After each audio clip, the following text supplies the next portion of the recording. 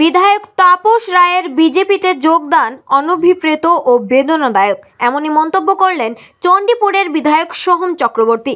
বিধায়ক তাপস রায় বিজেপিতে যোগদান করা নিয়ে পূর্ব মেদিনীপুর জেলার ভগবানপুর থানার ভেড়ির বাজার শিবশক্তি ক্লাবের শিবরাত্রি মেলা অনুষ্ঠানে চণ্ডীপুর বিধানসভার বিধায়ক সোহম চক্রবর্তী উদ্বোধনে এসে জানালেন, তাপস রায়ের যতই মান অভিমান থাকুক, আমাদের নেত্রীর সঙ্গে বা ঊর্ধ্বতন কর্তৃপক্ষের সঙ্গে বসে ব্যাপারটা মিটিয়ে নেওয়া যেত।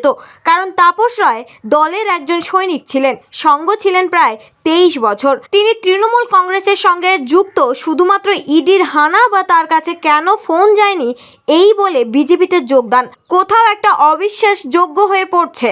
আমার মনে হয় এই ধরনের দ্বিচারিতা না করলে পারতেন, কারণ আমি ব্যক্তিগতভাবে ওনাকে চিনি, শ্রদ্ধা করি, ভালোবাসি যথেষ্ট। তিনি রোল প্লে করতেন বিধানসভায়, কিন্তু সেই মানুষটাই যখন অপোজিশনে জয়েন্ট করলেন সেটা কোথাও অনভিপ্রেত ও বেদনাদায়ক।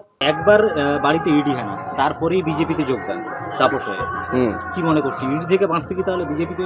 সেই নিয়ে আমি বলবো না, এটা তার ব্যক্তিগত বিষয়, আমি জানি না কি কারণে। তবে আমার মনে হয় যে যতই মান অভিমান থাকুক না কেন, সেটা তিনি চাইলেই তিনি আমাদের নেত্রীর সঙ্গে বা আমাদের সেনাপতি অভিষেক বন্দ্যোপাধ্যায়ের সঙ্গে বা যারা ঊর্ধ্বতম নেতৃত্বরা রয়েছে তাদের সঙ্গে বসে ব্যাপারটা মিটিয়ে নেওয়া যেত। কারণ তাপস রায় কিন্তু তৃণমূল কংগ্রেসের একজন অন্যতম সৈনিক ছিলেন, একজন স্তম্ভ ছিলেন। প্রায় 23 বছর তিনি তৃণমূল কংগ্রেসের সঙ্গে যুক্ত।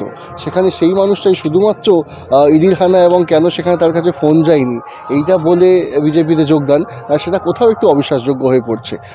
এনিওয়েজ প্রত্যেকের গণতান্ত্রিক অধিকার রয়েছে, কিন্তু আমার মনে হয় যে এই ধরনের দ্বিচারিতাটা না করলেই পারতেন। কারণ আমি ব্যক্তিগতভাবে ওনাকে চূড়ান্ত শ্রদ্ধা করি, ভালোবাসি।